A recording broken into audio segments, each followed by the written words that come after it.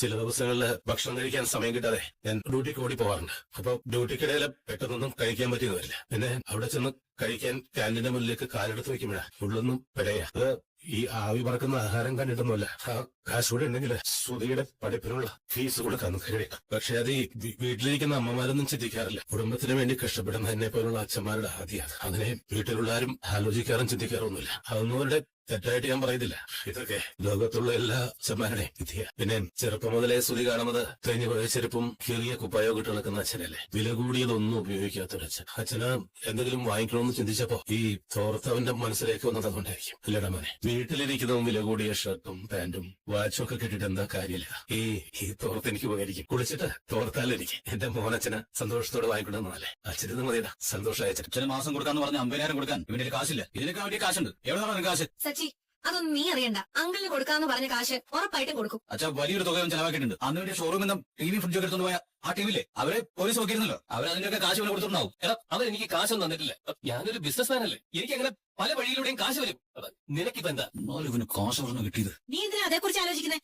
നിങ്ങൾ അകത്തേക്ക് പൊക്കോ. സൂയ കാരണം വയറ് എരിഞ്ഞിരിക്കുക രണ്ടെണ്ണത്തിന്റെ. അമ്മേ, ഈ സാരി ഒന്നും എടുത്ത് പുറത്തേക്ക് ഇറങ്ങണ്ട. ഇവനെ കട വാങ്ങിച്ചായിരിക്കും. ഇവൻ കാശ് കൊടുത്തില്ലെങ്കിൽ അവര് സാരിയോടെ നിങ്ങൾ എടുത്തോണ്ട് പോകും. അങ്ങനെയൊന്നുമില്ല, ഒരിക്കലും ഇല്ല. ഇതാണ് സർപ്രൈസ്. ഇന്ന് മുതൽ നമ്മുടെ അച്ഛനെ കുളിച്ചു തോർത്താനുള്ള തോർത്ത്, അതും എന്റെ അച്ഛനെ ഇഷ്ടപ്പെട്ട കളറിൽ തന്നെ. അച്ഛാ, എങ്ങനെയുണ്ട്? ഇഷ്ടമായോ? അച്ഛനത് വിഷമായല്ലേ?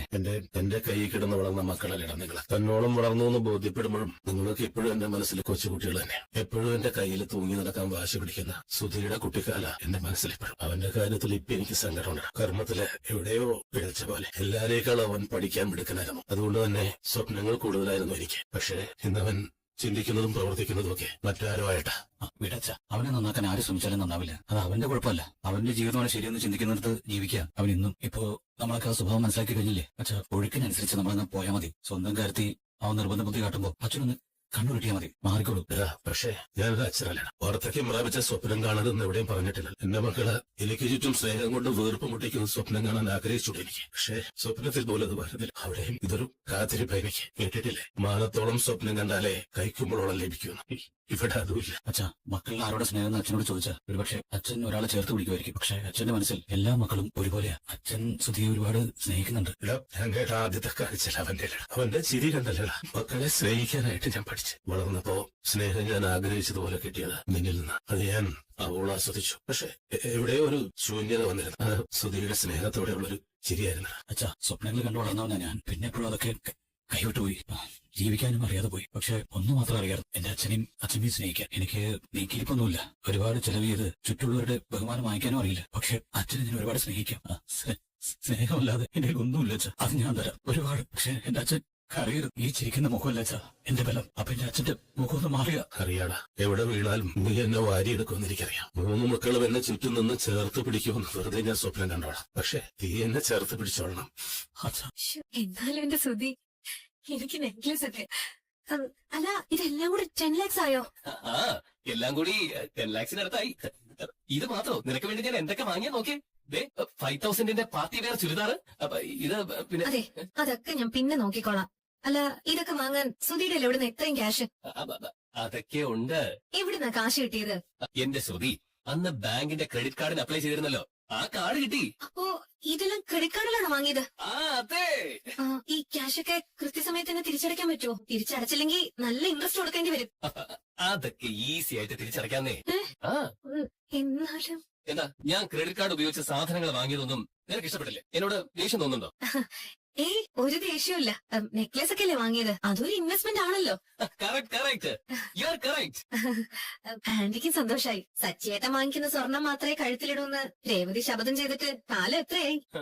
താലിമാല വാങ്ങി കൊടുത്തതിന് ശേഷം ഇന്നേ വരെ ഒരു തരി സ്വർണം പോലും സച്ചി രേവതിക്ക് വാങ്ങിക്കൊടുത്തിട്ടില്ല. പക്ഷേ സുധി എനിക്ക് വാങ്ങി തന്നു.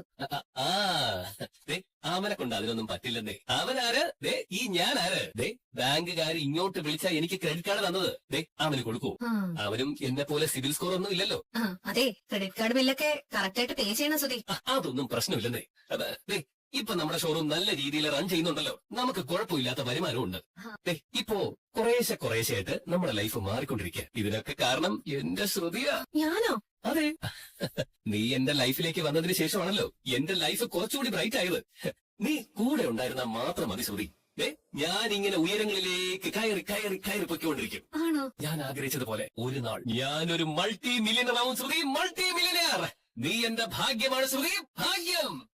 ശ്രുതിക്ക് ടാലന്റ് ഉണ്ട്. ഉറപ്പായും ശ്രുതിയുടെ ഡ്രീം അച്ചീവ് ചെയ്യും. ഉഫ്. Yes. എന്റെ ശ്രുതി. കൈക്കിപ്പോ വേദനയൊന്നുമില്ലല്ലോ? വേദനയൊന്നുമില്ലമ്മേ, കുറച്ചു നാളത്തേക്ക് വെയിറ്റ് ഒന്നും എടുക്കേണ്ടെന്ന് ഡോക്ടർ പറഞ്ഞു. ദേ, ഇനി വേണ്ടാത്ത പണിക്കൊന്നും പോകരുത് കേട്ടോ. അടങ്ങി ഒതുങ്ങി കഴിഞ്ഞോളാം. അമ്മ അതൊന്നും എന്നെ ഓർമ്മിപ്പിക്കാതെ. അമ്മ ചേച്ചി വിളിച്ചോ? ശോ, ഇല്ല, വിളിക്കാം. ഇന്നെന്റെ ബർത്ത്ഡേ ആണെന്നുള്ള കാര്യം ചേച്ചി മറന്നുന്നാ തോന്നുന്നത്. എന്നെ വിളിച്ച് വിഷ് ചെയ്തത് പോലുമില്ല. അവനതൊന്നും മറക്കില്ല. പിന്നെ വിളിക്കാന്ന് വിചാരിച്ചിരിക്കായിരിക്കും. അമ്മ ചേച്ചി വിളിച്ച് വരാൻ പറ. ചേച്ചി ഇല്ലാതെ എന്ത് ബർത്ത്ഡേ ഫംഗ്ഷൻ കേക്ക് കട്ട് ചെയ്യുമ്പോ എന്റെ കൂടെ ചേച്ചിയും വേണം. ഞാനിപ്പോ വിളിക്കാടാ. അതെ, ചേച്ചിയോട് മാത്രം വരാൻ പറഞ്ഞാൽ മതി. ചേച്ചിയോട് ഹസ്ബൻഡ് വരരുത്. എന്താടാ അതെന്താ സച്ചി വരണ്ടാന്ന് പറഞ്ഞത്? അവനും ഈ വീട്ടിലെ ഒരാളല്ലേ? അമ്മ കൂടുതലൊന്നും പറയണ്ട. അദ്ദേഹം വന്നാ പിന്നെ ഞാനിവിടെ നിൽക്കില്ല. ചേച്ചിയോട് പറഞ്ഞേക്ക് അദ്ദേഹത്തെ കൂട്ടരുതെന്ന്. സച്ചി ഇല്ലാതെ രേവതി മാത്രം എങ്ങനെ വരാനാ? അതെന്താ ചേച്ചിക്ക് ഒറ്റയ്ക്ക് വരാൻ അറിയില്ലേ? ഞാൻ പറഞ്ഞു കഴിഞ്ഞു, അദ്ദേഹം എന്റെ ബർത്ത്ഡേ ഫംഗ്ഷന് വരരുത്. അദ്ദേഹം വന്നാലേ ഞാൻ പിന്നെ ഇവിടെ നിൽക്കില്ല. നിങ്ങൾ എന്ത് വേണമെങ്കിലും ചെയ്തോ. എടി ശരത്തെ, മോളെ ഞാൻ നിന്നെ വിളിക്കാൻ നോക്കുമായിരുന്നു. അപ്പോഴാ നീ ഇങ്ങോട്ട് വിളിച്ചത്. അമ്മ, ശരത്തില്ലേ അവിടെ? ഇന്നവന്റെ ബർത്ത്ഡേ അല്ലേ? വിഷയം വേണ്ടി വിളിച്ചപ്പോ ആ ഫോൺ എടുത്തില്ല. അവൻ ഇവിടെ തന്നെയുണ്ട്. ആഹാ. ഇവിടെ കേക്കൊക്കെ മുറിച്ച് ചെറിയൊരു ആഘോഷം നടത്തുന്നുണ്ട്. നീ സച്ചിയോട് പറയണം, അവനെയും കൂട്ടി വരണം. ഞാൻ പറയാമേ. എന്നാലും സച്ചിയുടെ അമ്മ തന്നെ ഒന്ന് വിളിക്കാം. എന്താ അമ്മയൊന്നും മിണ്ടാത്തെ? അത് ശരത്തിന്റെ കൈയൊക്കെ ശരിയായി, പക്ഷെ അവന്റെ തല ഇപ്പോഴും ശരിയായിട്ടില്ല. അവൻ എന്തൊക്കെയോ പറയുന്നു.